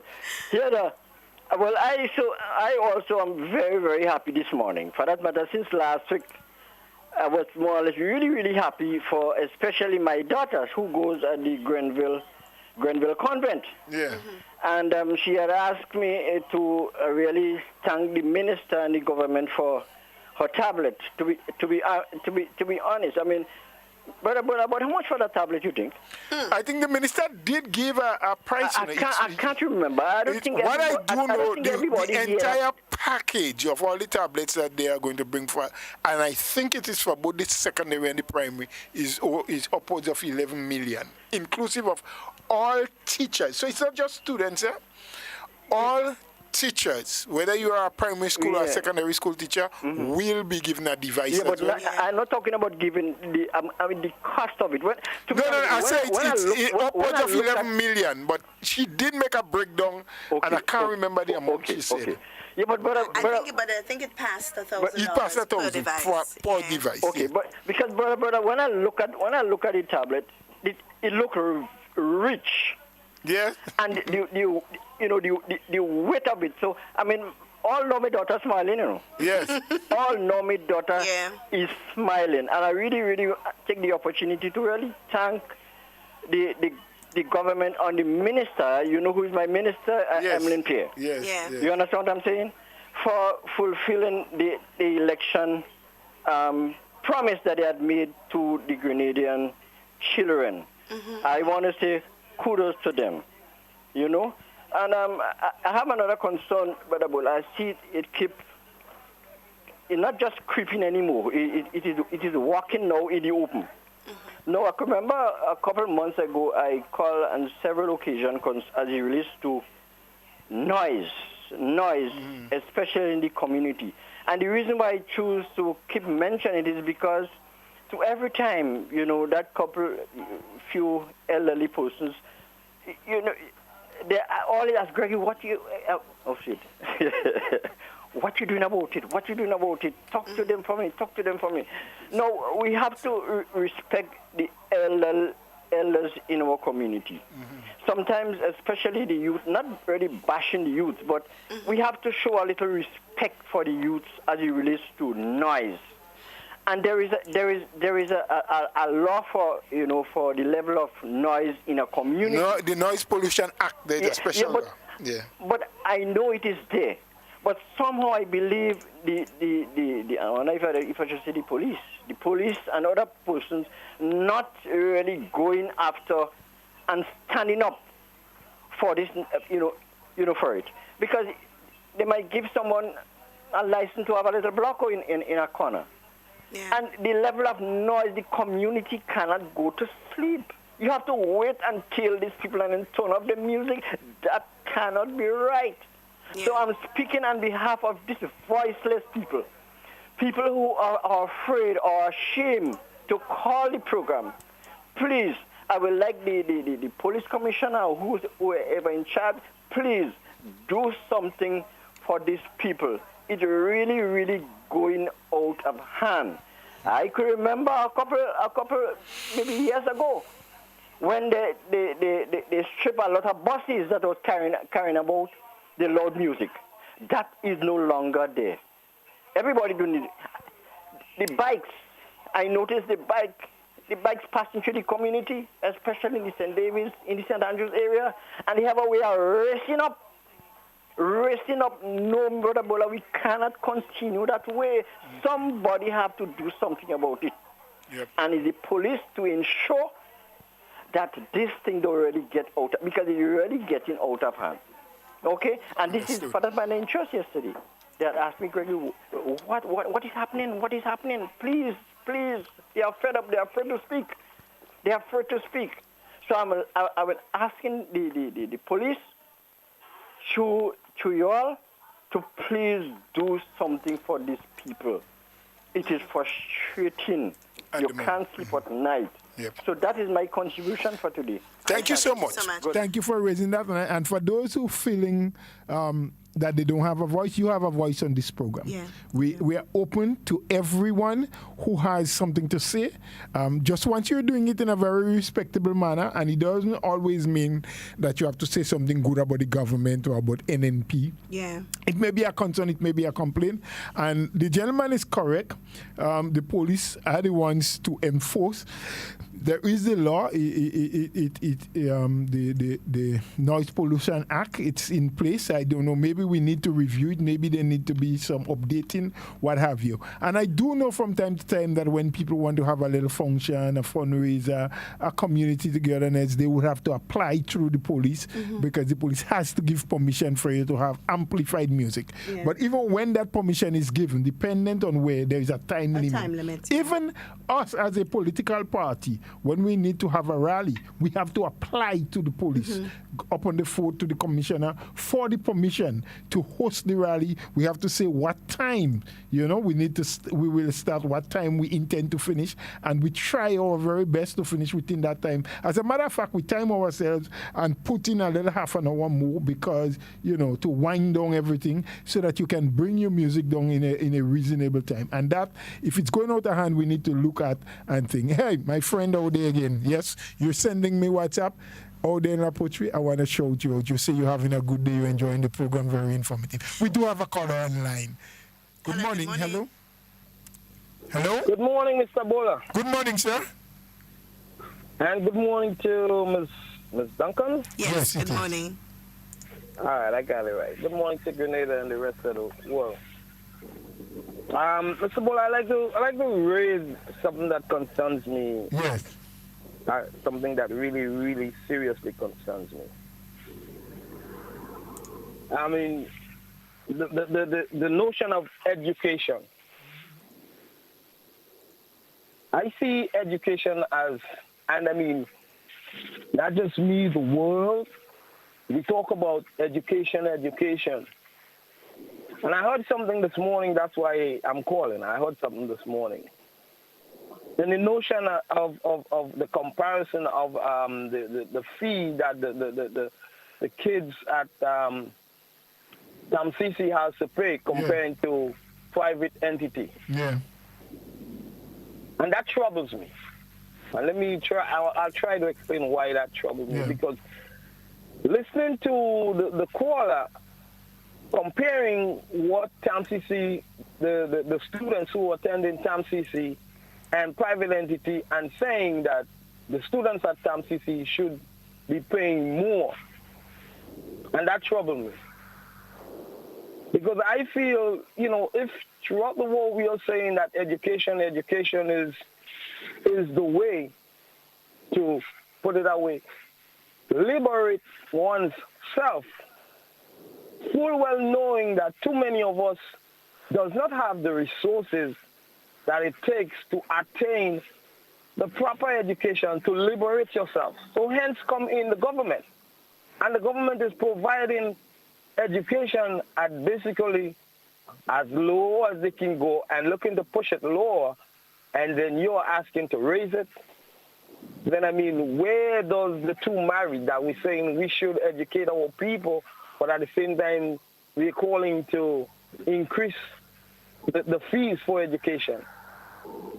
You know, I mean, and one of the things that I strongly believe, and I know without any doubt, when history is written, Dr. the Right Great Honorable Mitchell will be standing alongside of Fidel Castro in as to what they did in education for their countries. You understand? Yep. There is a saying that goes like this: you never miss the water till the well runs dry. And too many times, presently, we take things for granted because we find sometimes when things running so smooth and things are going fine, we tend to forget the Google days. You know, and we think like, well, it was always like that. Not realizing that we have a great leader that makes something of sacrifice to help the less fortunate ones. And one of the things that I respect and admire about that man, when you look at where he stepped down from, not too many of us in life is willing to do that. You understand? Like Michelle Obama said, when we climb the ladder too many times as human beings, we kick the ladder down instead of holding it for others to climb upon.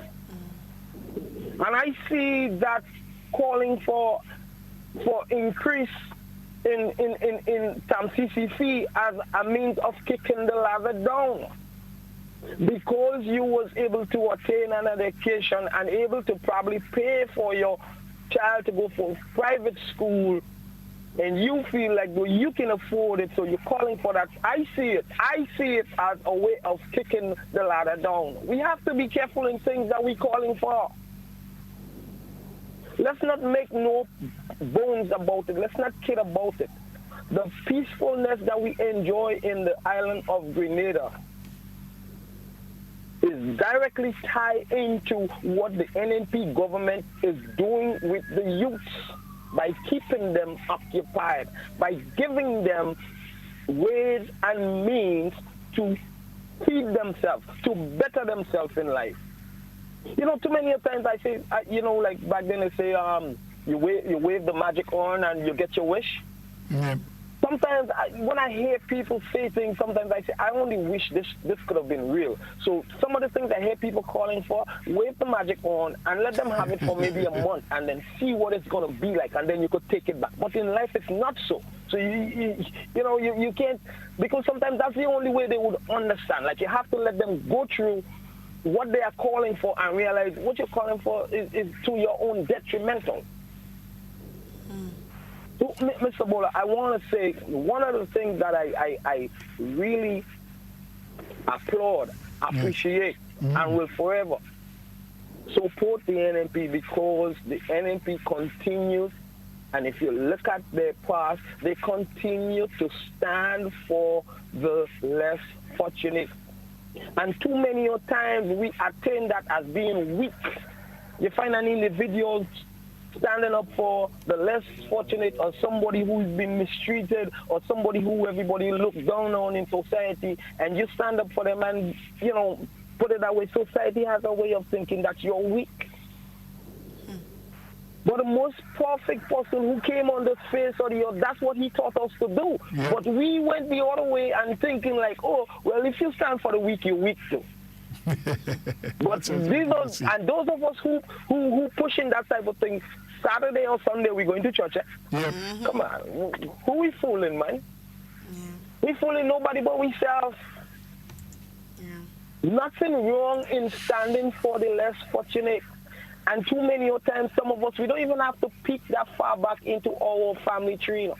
Sometimes our parents couldn't even add 1 and 1, you know. But they suck salt and send us to school. Yep.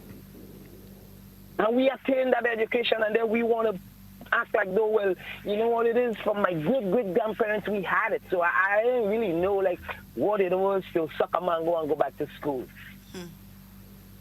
We can stop this. We can't be talking about liberating our youths and at the same time asking to increase school fees. We should be asking to get it free. It's about this thing troubled me that, I just had to call to talk about it. We cannot consist. Well, I heard you earlier on too, and thank you for that. I know the program you listen to. I listen to as many programs as I can, and we're along the same line. However, though, I'm not sure if the caller, I know the person who called as well, was asking to increase the fees as much as he was saying that some things that we complain about that is missing in terms CC maybe as a result of the low fees and government having to subsidize. But I will have a one-on-one with him and verify, and probably because we have had him on this program here already before. And maybe that's something we can give him an opportunity to talk about. Because there are a lot of things about the TAMCC that we still need to talk about. In fact, we want to get Minister on because there's a concern, I think, about the facility in Carriacou. And we want to get some more information about it from the Minister. So there's a lot more you will hear about TAMCC, and we'll give you another opportunity to have your say and do your piece on another program. Well, Mr. Bola, I would be so happy to have him there to clarify it because it comes across like though we're asking to increase. Yes, I know. I was listening as well this morning. Yeah, so I would love that if you could have him to really clarify that because it's not sounding. You explain it, but it's not. I know, but we will give him that opportunity if he wishes to. I'll talk to him a little later on today, and we'll see what we can organize. But thank you so much for raising it. Yeah. Thank you, Mayor. Yes, thanks a lot. And I just want listeners to know that this was a caller from the diaspora, New York, to be exact. And I heard him on another program this morning where an issue was raised about TAMCC, but it came across as though the caller was asking for an increase in what these students are paying. But I think he was making the comparison more about what we are paying for an associate degree here in Grenada as compared to a lot of universities outside of Grenada, that the students pay at this time, I think, per annum, because they spend 2 years.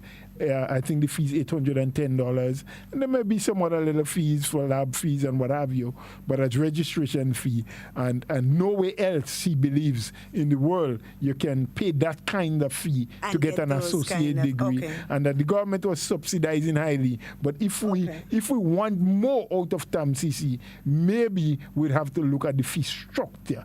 That's what I gathered, and I know the caller, the person who raised the issue, and so maybe we'll have to give an opportunity to them, because sometimes we have to be so careful what we say and how we say it, because what it connotes and what we really want to say may be two different things. But you cannot get angry with people if they get a certain message from what you say in the way you say it. Absolutely. Yeah, so we always have to be extremely careful. So we thank our brother for raising it again, and we'll see how best we can do.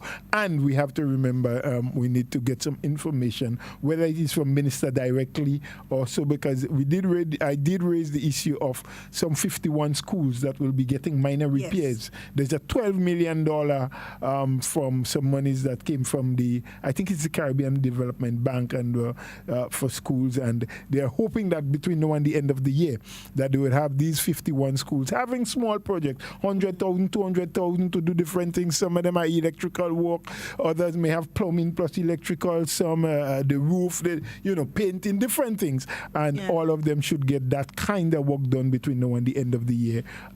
They have stretched it to go as far as the end of February, but the concerns about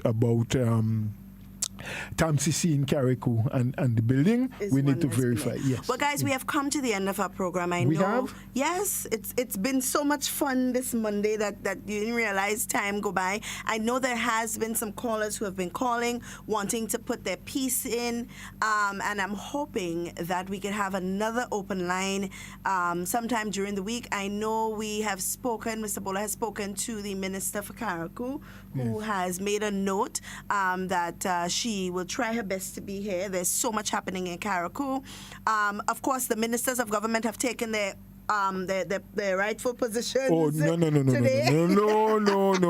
That's not how it is. Those ministers who have had changes in their portfolio. They have taken that portfolio today. They are in office, well, they're in cabinet, no, but of course they have started as they're in their new ministries, and we hope, of course, and wish them the best, all the best. And not only them, they're permanent secretaries as well. Some permanent secretaries have been assigned to them also, so we wish them the best. Guys, we have come to the end of the program today. Of course, tomorrow we hope to facilitate the press cabinet briefing. I'm not sure as yet. It's been announced who is going to be on. That's usually done after cabinet is finished. So hopefully we'll, by the end of the day, be able to tell you who is going to be there. We'll know, but I don't know if we can tell them. We're not posted it on the page. You'll post it on the page. Yeah, sorry. so they'll know. My bad. So I forget that there's so many avenues now in which you can share information. Absolutely. So guys, it's always a pleasure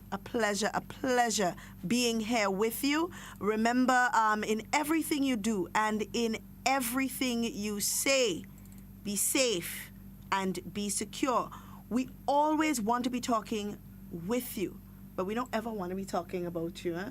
So please enjoy the remainder of your day. And guys, as we say every day, stay tuned for the national report. It's always a pleasure being here with you guys. Enjoy the remainder of your day.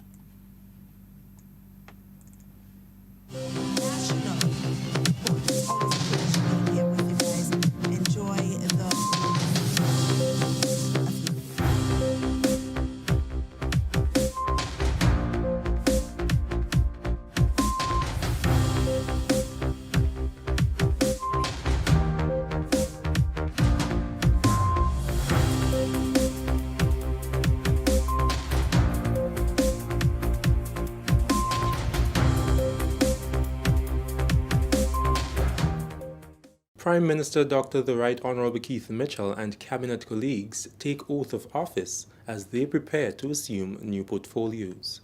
Details to this story and more in the National Report.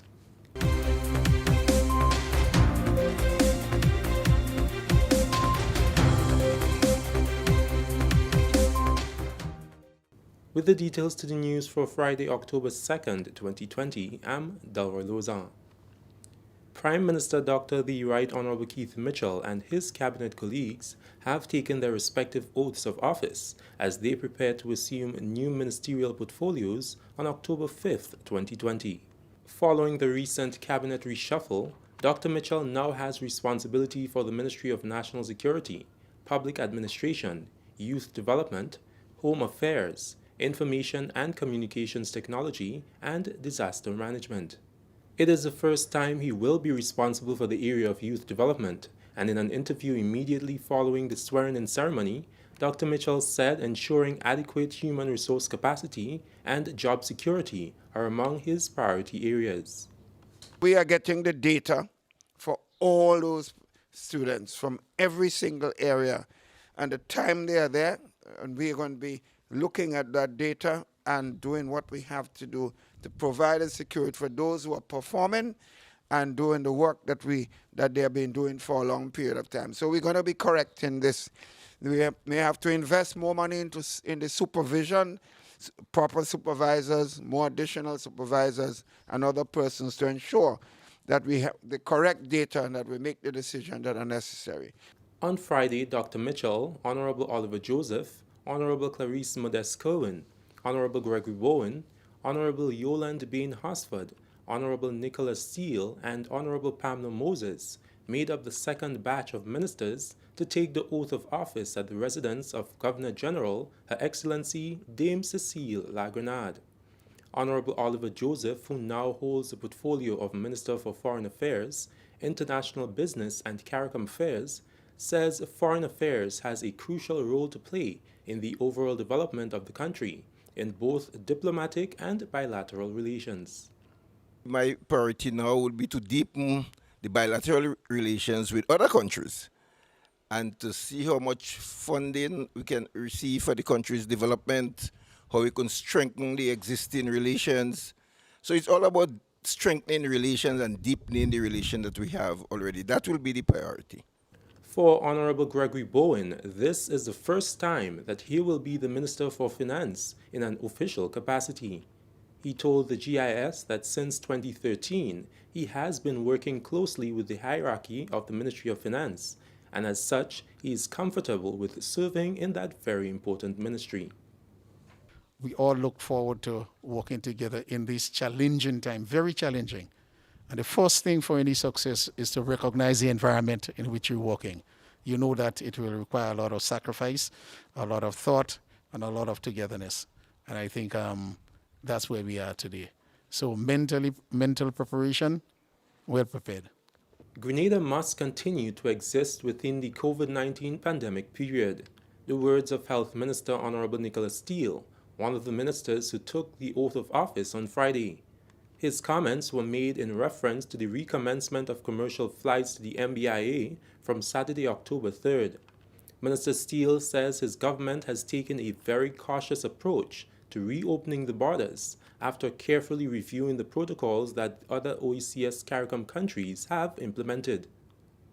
Since June, we have evaluated and we have taken best practices from some of those countries and decided to implement what we believe is a safe reopening of our tourism sector as best as possible. We will continue to monitor and adjust when necessary. But it is absolutely important that we find a way to exist with COVID-19, and we do believe that these new protocols present that model. He says general reviews about the government-authorized quarantine procedures have been encouraging and commendable. It has worked. The policy has worked. We've seen in other Caribbean islands where there has not been a reliance on quarantine facilities that there have been failures or there have been increased risk. So we will continue to rely on our quarantine facilities as well as now allowing a little bit more homestay where there is a safe possibility to do so. The health minister stated that there will be strict adherence to the protocols, irrespective of the country one is visiting from. In Grenada's book, we are now classifying any country that is not in a green zone status, i.e. having less than 20 cases per 100,000 population. In the last 14 days, new cases, we're treating all other countries the same. In our opinion, as we move forward, community spread is community spread. So regardless of the degree of community spread, we treat the risk as being the same. This is the National Report. More news after the break. The house was shaking. Then suddenly saw we hear bang, crack, and the roof had gone. Man, I was so scared, I nearly wet myself. Only those who have lived it can truly understand the devastating fury of a hurricane's wind. The house across the road just get up and roll over. Hurricane force wind. It's a hazard. Hazards. Take control. Reduce your loss. You can hurricane-proof your home. For example, make your roof more wind-resistant by using screws instead of nails in its construction. Find out more about hurricane force winds and other hazards at your local disaster office. A message from the National Disaster Management Agency and SEDERA. Welcome back. As permanent secretaries across the public service prepare to take up their reassigned portfolios on October 5, 2020, Grenada's Prime Minister has urged them to adjust their mindset in keeping with the current environment. At a meeting with the permanent secretaries on Thursday, Prime Minister Dr. the Right Honorable Keith Mitchell said the widespread impact of the COVID-19 pandemic requires persons in authority to exercise greater responsibility particularly as it relates to budgeting. Dr. Mitchell encouraged a move to bulk purchasing to generate cost savings and cited reduced paper usage as another area for cutting government's operational costs.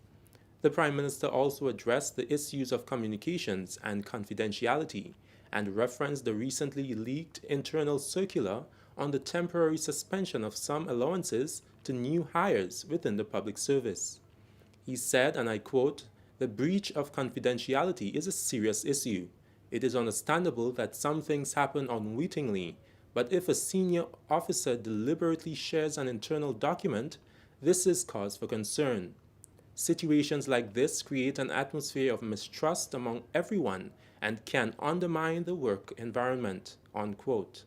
With the addition of some new permanent secretaries, Cabinet Secretary Ms. Ruth Rouse confirmed that an orientation session will be held this month to familiarize persons with their roles and responsibilities.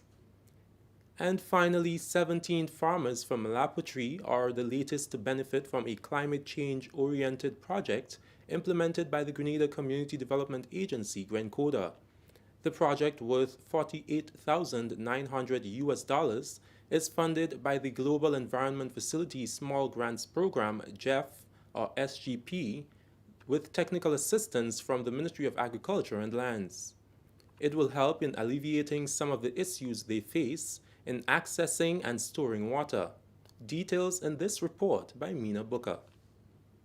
This project was able to provide new drains and the clearing of existing ones, 800-gallon rainwater trapping or harvesting systems, planting of trees to stabilize the soil, repair of an existing pump house in the community, and provision of planting materials such as watermelon, corn, and coconuts for the farmers. Acting Permanent Secretary in the Ministry of Agriculture and Lands, Michael Stephen, says the ministry is pleased to be involved in such a timely project. The Ministry of Agriculture is pleased to have collaborated with the GEF, SGP, and Grenada to support the livelihoods of these farmers through this timely intervention. Ladies and gentlemen, we are aware that agriculture is one of the sectors most impacted by the advent of climate change and increased weather variability. The volatility of rainfall in recent years in particular has adversely impacted our farmers, reducing their production and productivity, thus threatening their livelihoods. Adapting these changes with use of practical and appropriate technologies is critical if we are to guarantee that their operations continue and their livelihoods are sustained. He was speaking at the closing ceremony held on Thursday, 24th September at the Lapotrie Pump House, St. Andrew. This intervention, he adds, fits perfectly into the ministry's COVID-19 mitigation and response plan as it aims to increase food production in that community. Rick Edwards is one of the farmers that have benefited from the project and is implementing rainwater harvesting techniques to manage and store water for use on his farm. A heartful thanks to the Grenada for assisting me in the rainwater harvesting system and also other farmers as well. The rainwater harvesting system, it do a great work for me as well, you know, and it helped me save costs because when we collect water from the rain into the tanks, no longer to go start and pump, you know, it's a kind of cost saving by just of the rainwater system, I should say. And it benefits me many other ways, you know, like washing of the fruits when getting ready for selling. No need to put and pump to collect water. Even when cleaning up, ready to go home, use also this water, you know, and we use it through the line as well. Being affected by drought conditions in the dry season and floods in the wet season, this is one way that the farmers from Lapotrie are utilizing an integrated water resource management approach to combating climate change. It is wonderful, very, very wonderful, to see that there are times when an NGO, a volunteer organization like Grenada, small, yes, but being able to muster some resources and so on, could put those resources with what the bigger, more powerful government of Grenada, the Ministry of Agriculture, has to offer, all to the benefit of you, the farmers. Throughout the implementation phase of this project, over 60 community members were employed. Integrated Water Resource Management, IWRM, is a process which promotes the coordinated development and management of water, land, and related resources in order to maximize economic and social welfare in an equitable manner without compromising the sustainability of vital ecosystems and the environment. Using this approach, the 17 farmers will be able to diversify their production in crops such as watermelons, corn, sweet potatoes, coconuts, and others due to constant and accessible water. For the Ministry of Agriculture, I am Mina Buka. That story concludes the news for Friday, 2nd October 2020. Recapping the headline, Prime Minister Dr. the Right Honorable Keith Mitchell and Cabinet colleagues take oath of office as they prepare to assume new portfolios. That's all from us here at the newsroom. On behalf of all who made this newscast possible, management and staff of the Government Information Service, I'm Delroy Lozan, thanking you for joining us.